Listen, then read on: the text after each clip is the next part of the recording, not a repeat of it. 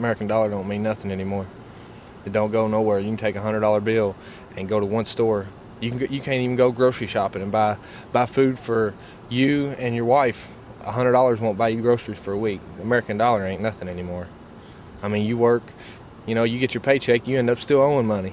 You know what I mean? You don't get no money out of it, you owe money. I just hate when corporations run everything and, the government obviously does whatever it wants without us having any say at all. Like, I know we vote. I don't really feel like we got a voice anymore. Yeah, I mean, we vote for our representatives and all, but, I mean, they really just do whatever they want anyway. Yeah. I wish that after, they're in office, they could still, maybe, like, when big decisions, maybe we could go in and vote for something and, tell them so they see what we want as the public, what we think should happen. Well, obviously no one wants war for the most part except corporations. This is the most materialistic because your whole worth is based on what you have. Exactly. Because you know what? You have. In if you don't America, have money in your pocket, you're not shit. If you don't have the latest style clothes on, you're not shit. Period. in America, if I make $500,000 and this man makes $20,000, he's a but better I man cheat on my wife every day. He's a better man than you. I cheat on my man or my. Your man. Whoa. I cheat on my man over my woman. Once you hit the age where you have a car, you're paying debts your whole life. There's nothing really to look forward to. You're always planning for the future, but the future is never there. They're going into debt, just trying to keep up. I mean, it's just like in California. You have to be rich just to be poor. It makes no sense.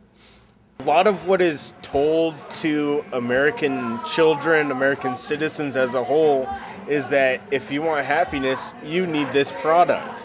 Buy, sell. It's all about the bling. I read a book called The Wisdom and Power of Africa, and I believe it was like the healing power and wisdom of Africa. And one of the points that the writer brought up was that people in small villages in Africa can have nothing and be so happy.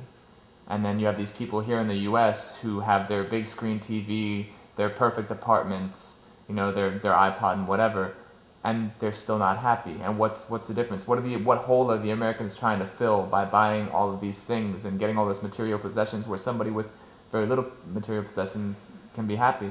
And he said that it's community. If you can feel that you're a part of something, and these little communities, these little villages, everybody in the village has a part to play. And no matter how small a part it is, it's really valued, and it's impressed upon them that they are important and they're needed.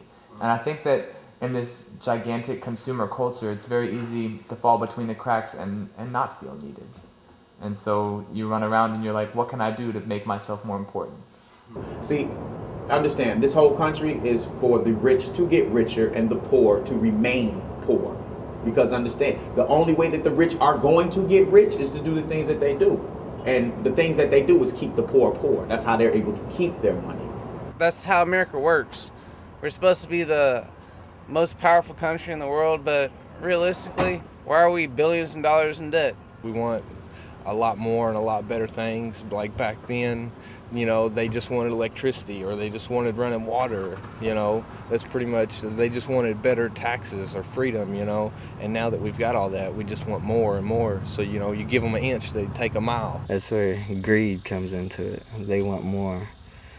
Like, now you're getting a bunch of trees cut down and just stuff that people used to live off of, and people today don't realize how valuable that is. We're Americans are the most lazy people on the planet, first off. We're only 12% of the entire world population, but we consume 87% of all natural resources, which makes no sense to me. We got a clapper where you can lay in bed and knock off the lights. We got remote controls. You can cook turkey in 5 minutes. We're destroying everything that was here to use that should have been something that would replenish itself. It's not going to replenish because we're stripping the land. People could quite easily live on what Mother Nature has to offer, but we're too busy trying to devise chemical means and manufacturing things that we seem to need in our daily existence that we don't.